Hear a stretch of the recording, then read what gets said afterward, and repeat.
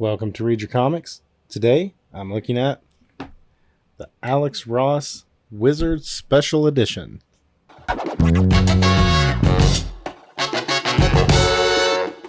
Before I jump in, I just want to say thanks to all the people who have subscribed. If you're new to the channel, please hit that like and subscribe button. This is a special edition magazine that Wizard put out in 1999. Alex Ross had kind of reached his peak of popularity by this point. Marvel's had already come out back in 96, I think, 94, and then Kingdom Come had come out.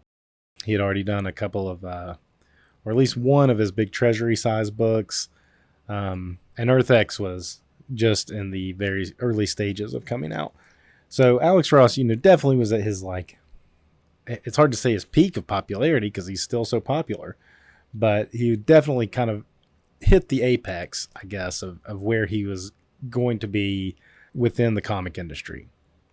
Definitely got a cool cover with his two future versions of Kingdom Come Superman and Earth X Captain America.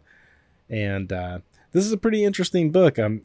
There's not been too many Alex Ross books come out that dive into his history that I know of. I know he did a Marvel and a DC mythos book that complement each other, that contain a lot of his work, and there's definitely been some poster books and stuff. But this is one that has a lot of good interview, or a good interview with him, and just kind of dives into his history. And it's funny because by the end of this, there's a checklist of his work that you can get. And to think about that in 1999, the checklist is actually pretty manageable, but today it would be hard to track down all of his work. Let's dive in. First, this cover is kind of heavy compared to typical Wizard covers that were, just a magazine cover. This is definitely I wouldn't say it's like a trade paperback, but it's definitely of a heavier stock. So it's a nicer book than just a magazine.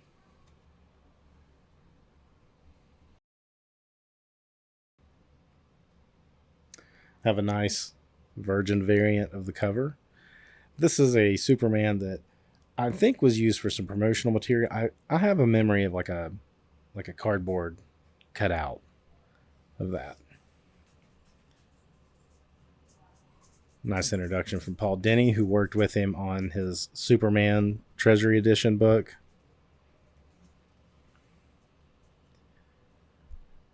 This is a really good interview where they essentially spend a day with him. And it's funny because he talks about how he wakes up around 1 in the afternoon.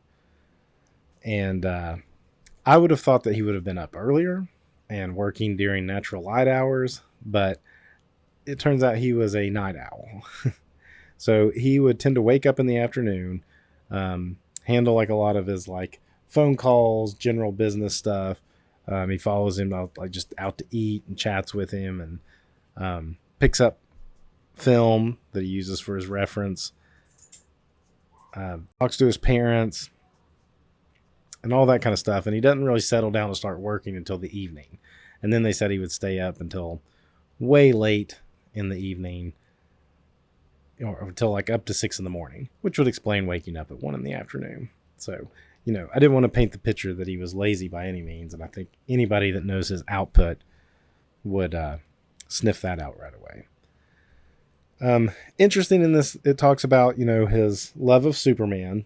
He does discuss that Spider-Man was actually his first comic book love that he had. But when he discovered Superman, something clicked for him there that, he really identified with the story of Superman. And even this big call out caption, Superman's the ultimate failed Christ symbol. If you've read Kingdom Come, his dad was in it and was a preacher in Kingdom Come. And in real life, he was a preacher. So, there's a religious background there for sure. I like these little blocks calling out his main influences. We've got John Romita Sr., and he talks about working with him on doing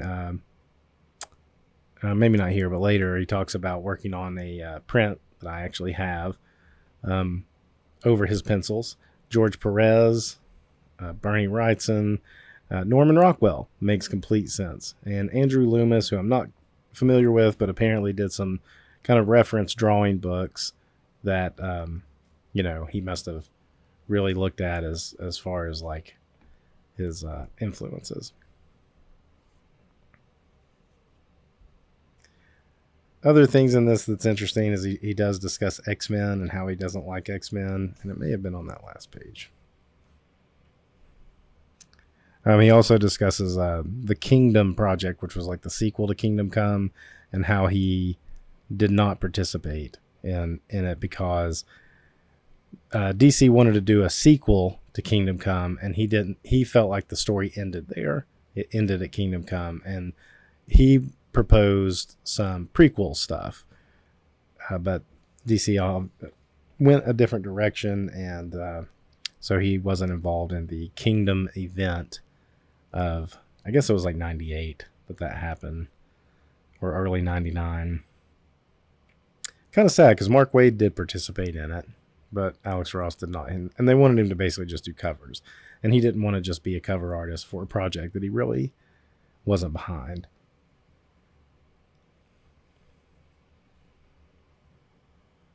I was looking for where he talks about X-Men. This is interesting, though. What's your weirdest comics experience? And he describes seeing the cover of Kingdom Come #4, which is the Superman kind of in the aftermath of the nuclear bombs going off. And he said he saw it tattooed on somebody's entire back. They ask him if he ever gets recognized in public, and he's like, other than the comic conventions, no. Which would make sense. He's not a public figure in that sense. Like, his face isn't on TV all the time. He has been on some late night talk shows before, but he's not somebody that's going to get spotted. But his artwork, even I think some people that aren't necessarily totally into comics, but kinda, they probably would recognize Alex Ross, and they would probably also confuse any painted work with Alex Ross a lot of times. But let's see. So they meet up with his parents, and Wizard asks them, to tell some embarrassing stories, and they don't. They joke about how his father, Clark, was in Kingdom Come, but his mom hasn't been in anything yet. And they kind of laughed about it and stuff.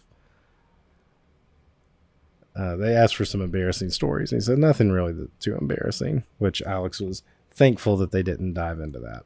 I like these pictures of him working in a studio. See, this is why I was saying I would think that he would have worked with this natural light. I mean, he's got all these windows, but if he didn't really start working until the evening. This is interesting, Alex Ross's opinions on what genre these DC characters fit into. We've got Superman as science fiction, Batman as mystery, Wonder Woman as myth, Captain Marvel as magic, and Plastic Man as humor.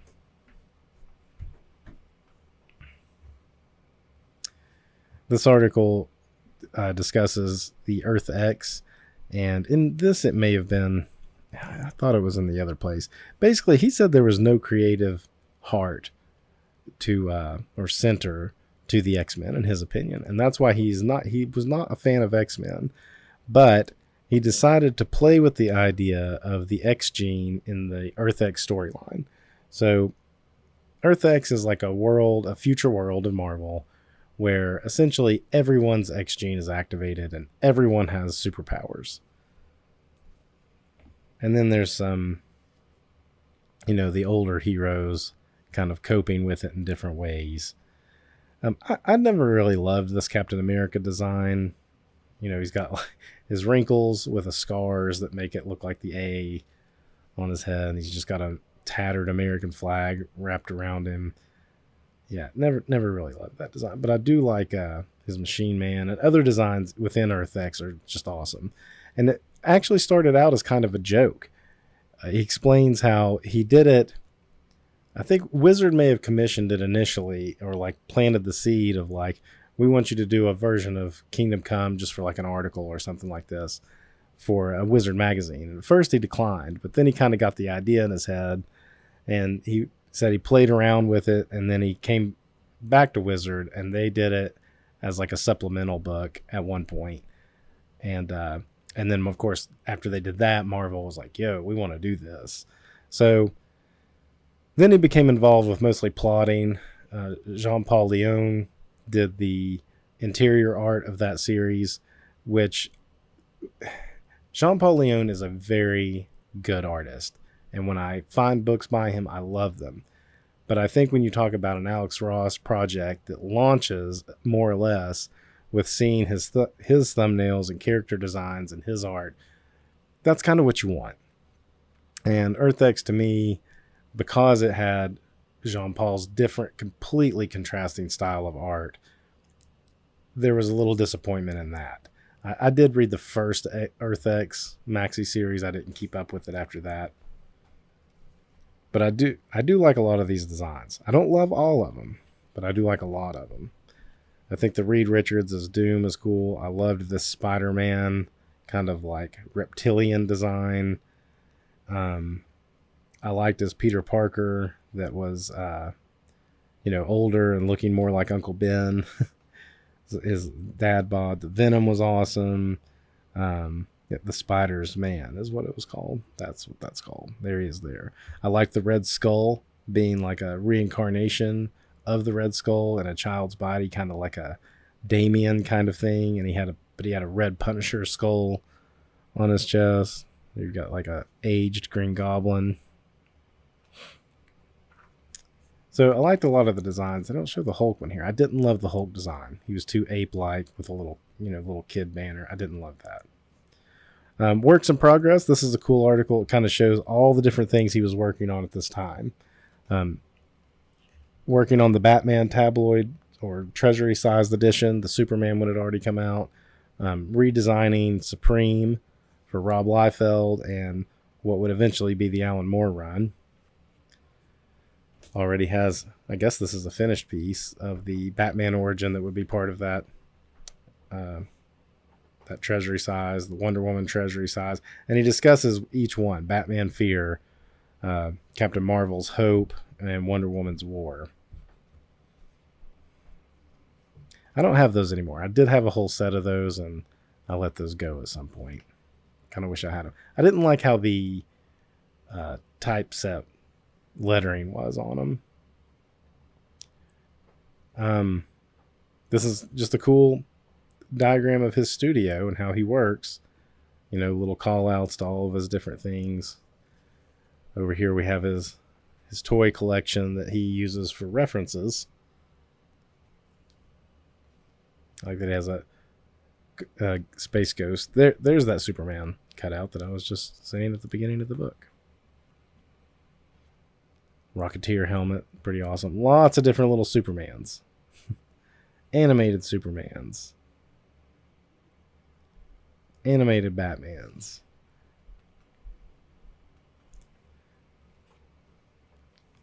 Nice process article here describing how he they follow him basically through creating this piece, which was used for the Harley Quinn prestige format one shot. That it's not the first comic appearance of Harley Quinn. That's in a Batman Adventures, but it's her first appearance, if I recall, it's her first appearance in the main continuity of DC. But he works through it, and I would have said he just used straight up Jack Nicholson for that. But if we go through here, it's really interesting. He found this like old piece from the 20s, I believe. Kind of that was his main inspiration for the layout, the composition. Of course, used his photography, and it's actually him. That's him. But it goes through the whole thing. He talks about how he likes to lay the blacks down before the paints, and that's not a common technique of most artists. They would lay down blocks of color and then do the blacks on top of it. But he likes to do it the other way around. Pretty interesting, though. It just follows him all the way through to the end. It talks about his different, the brushes he uses, the paper he uses. So if you're into painting and trying to do art yourself, this is a nice little process guide, I felt like. Jump into the rough cuts. So here's like some stuff he did for his advertising work, and some like early comic submissions, early art class submissions. Lots of like cool details. I like this. I guess Leonard Nimoy was the ad agency he was working for. Leonard Nimoy was going to do an Oldsmobile ad, and I think it said that they asked him to do this, and he felt like it would be insulting.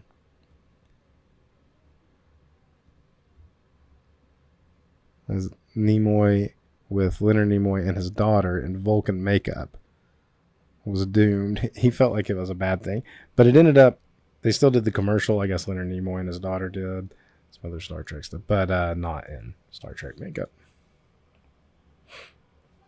One of his early submissions to Now Comics, there was a title called Rust, and he was, I think he even says he was channeling his Bernie Wrightson in this.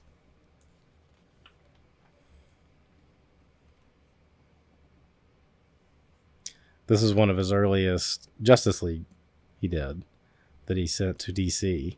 And I think he said Paul Levitz didn't like his Superman, that he was too young and kind of like soft-featured.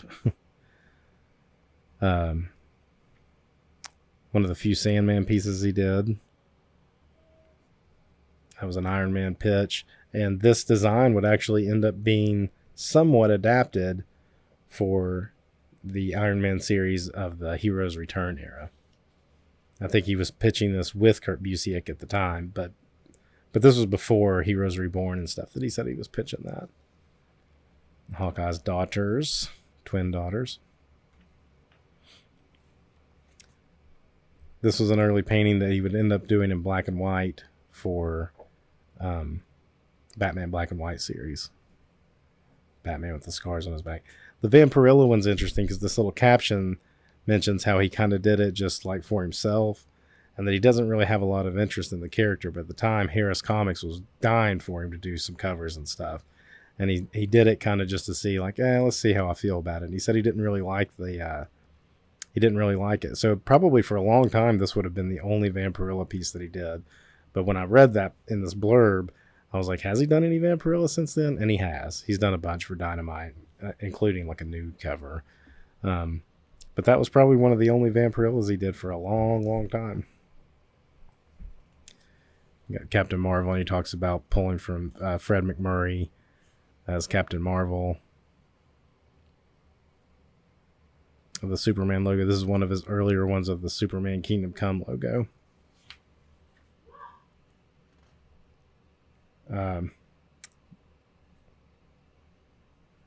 This was cool where he talks about marvels, and he works with like the fire of the Human Torch of the first cover, and like just experimenting with different ways to do the fire. And then layouts for the Silver Surfer cover, which I believe was number 3. And he eventually said he started out with it like real close up like that, and was going to show the reflection of the of New York with like the boulders in the sky and stuff, but decided to pull back.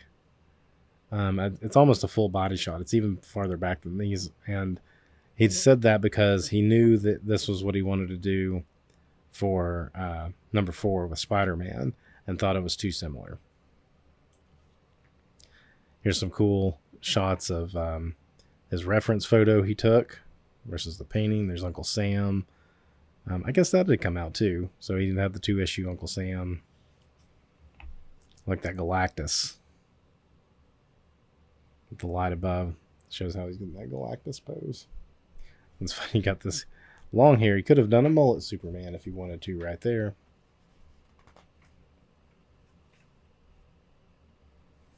Kingdom Come sketchbook. A lot of this has been included in the various reprint editions of Kingdom Come. So this wasn't really new material even at the time. I think this was even included in the basic trade paperback, much less the like hardcovers that had come out. Still cool to see, cool to have it in one place. Although I don't know that this piece was included in it. This is funny. This caption talks about John Byrne apparently had heard that Superman and Wonder Woman were going to have a child out of wedlock. And I guess that bothered John Byrne. So as a joke, he kind of like sketched up this cover to send to John Byrne. But the joke kind of fell apart, I guess, because somebody had already tipped John Byrne off that wasn't exactly how the story was ending at the time. Some mock-ups for the Kingdom Come novelization. Like the Elvis as Captain Marvel, but it's not Captain Marvel. King Marvel has a, kind of an Elvis look. And he says he did that because he had heard that one of the costumes Elvis wore late in his career was based off of Captain Marvel. So here's some more where he discusses his ideas for what he wanted the Kingdom Come prequel to really be, and a little bit more about, why he did not partake in the Kingdom event that did end up coming out. What I do find interesting, though, is this image right here would be used about 10 years later when Jeff Johns was doing Justice Society of America, and they did kind of a Kingdom Come sequel-ish book, but it was a sequel prequel kind of in that storyline. And there's a really good issue, a one-shot, Kingdom Come Superman versus the modern day Superman, and it uses this for the cover. So it's interesting, so none of this really got completely abandoned, and that Kingdom Come storyline was really good. And it was cool how they worked it into what was then the modern continuity of DC. And it built up over several issues. I think the Kingdom Come Superman showed up in the Justice Society, and it kind of built up for 5 or 6 issues. And then there was a series of one-shots, and Alex Ross actually penciled the issue, and it was colored, not painted, but it was his pencils in that issue.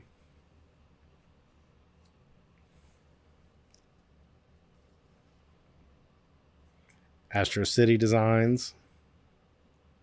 If you're not familiar with Astro City, I did a video on Astro City. Go check it out. Alex Ross does the character designs on it and all the covers.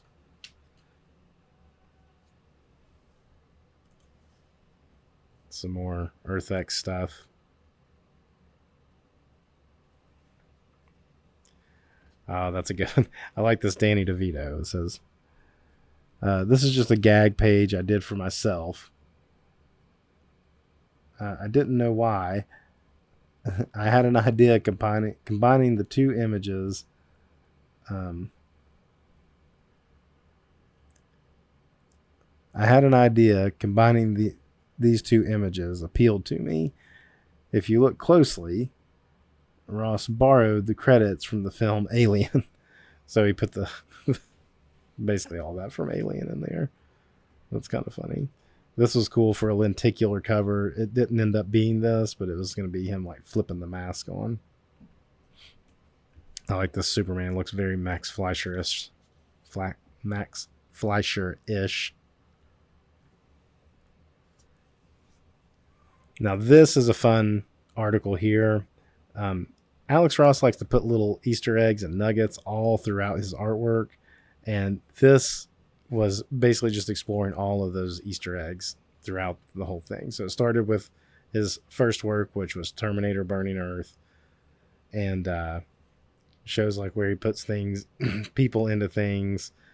Hellraiser 17, one of his earliest Marvel works. And then in Marvels, of course, you're going to have tons of just little Easter eggs. And I mean, it goes through and through.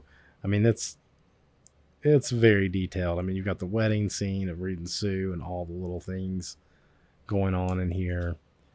Really interesting article, or fun, I should say. Fun way to explore his Easter egg stuff. As you can see, it kind of goes on and on. So we're in just Kingdom Come Book 2, Kingdom Come Book 3, Book 4, Kingdom Come Epilogue. If I'm not mistaken, this epilogue first appeared in the trade paperback. It was not part of the issues, and I don't believe it was published as a single issue, because I mean it was only like maybe 5 extra pages. Here's his Uncle Sam. Uncle Sam, Crisis on Infinite Earths. Trade paperback cover that he did. I actually have this as a big, huge poster and nowhere to hang it up and put it. There's a Superman Peace on Earth, his treasury size book, the one that had come out. I guess they didn't really have many Easter eggs in that one. Oh, so he didn't put any in it. He said him and Paul Dini decided it's best if the cameos were left to other books because of the subject matter where he's trying to address world hunger.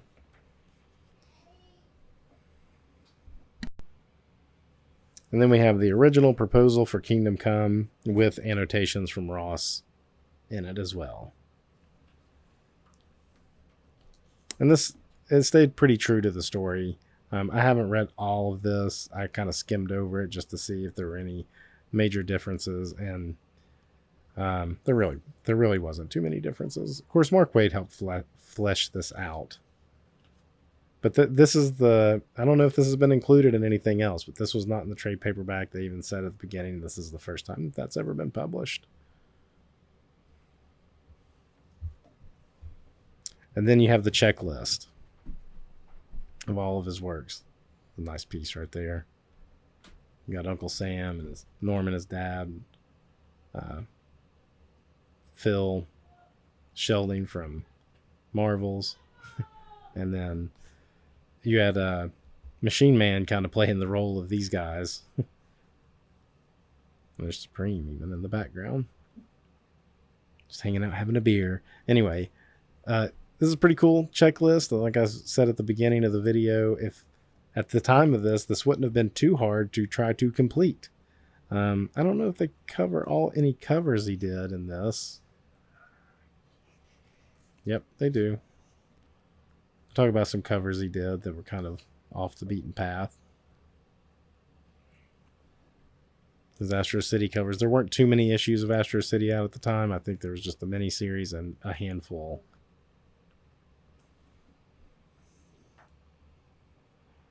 Let's see. So it looks like we're up to Astro City at least 18 or so. Some Mad Men covers.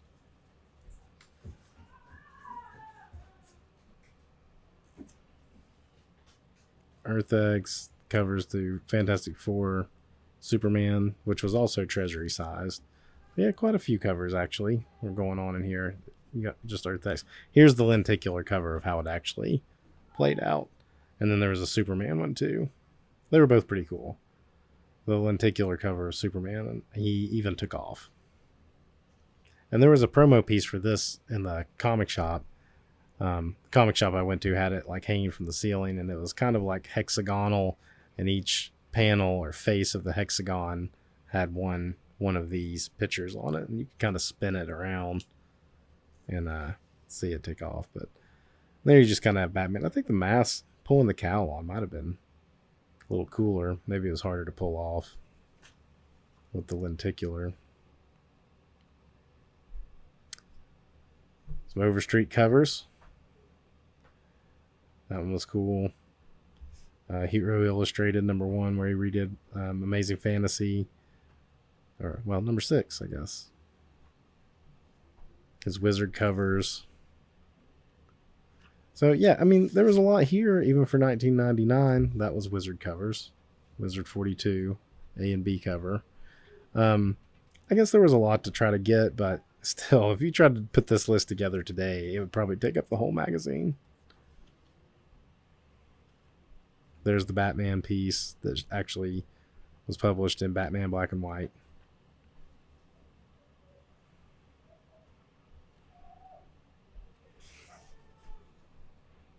There's the piece he did with John Romita Sr. I actually have that as a big print too.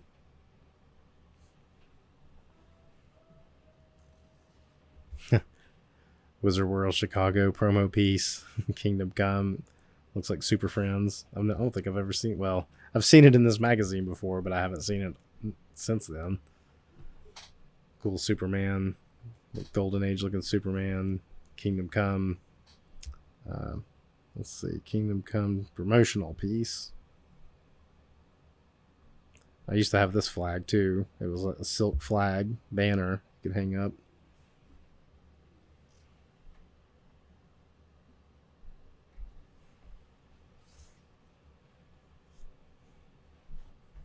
And then he was doing these plates about this time too. And a couple of statues. He had the Kingdom Come statue. I think there was this. I think a Captain Marvel one. And eventually he would do some Earth X statues as well. And a couple of busts. There's like a really cool Spider-Man and Green Goblin bust. And I think an Iron Man bust. Maybe a Hulk bust that he did. They're all like super cool. More cover recreations. And then there was like this giveaway where that's not everything that we just saw, but it's a lot. It's a lot. If you'd done this, filled this out, there's a little quiz. Let's see. Who was Alex Ross? What was Alex Ross' first published work? I think that was the Terminator series for now.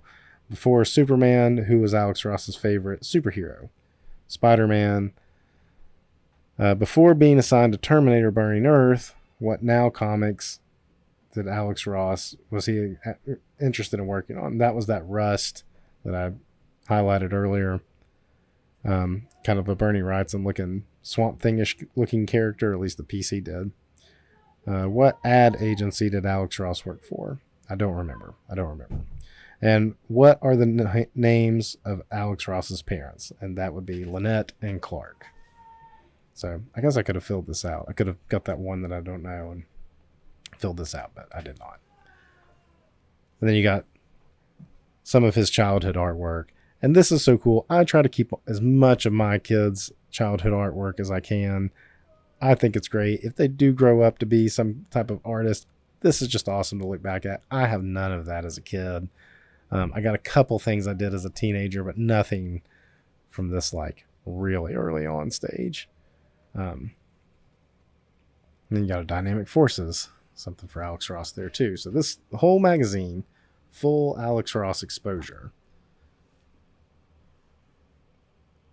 Nice back cover. And the other thing that came with it, it may have come with a card too, but it came with this open space book that this was actually his first Marvel work.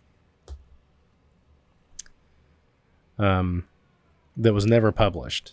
It was for a book called Open Space, like a sci-fi anthology book.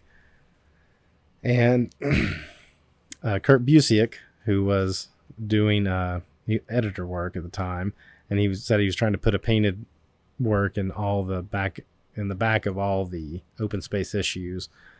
And he had seen the Burning Earth for now. And so he got in touch with him and commissioned him to do this piece. And it was supposed to be in this Open Space number 5, but it got canceled after number 4, so it was never published. And it looks really raw compared to what we would, come to see later on from Alex Ross. But it's a lot like the Burning Earth. Burning Earth looks like this.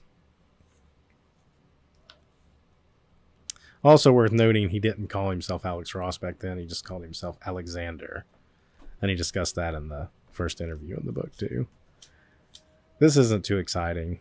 There's not a lot going on here. You've got some like kind of neat looking, aliens. But other than that, this is pretty like kind of a dull looking story.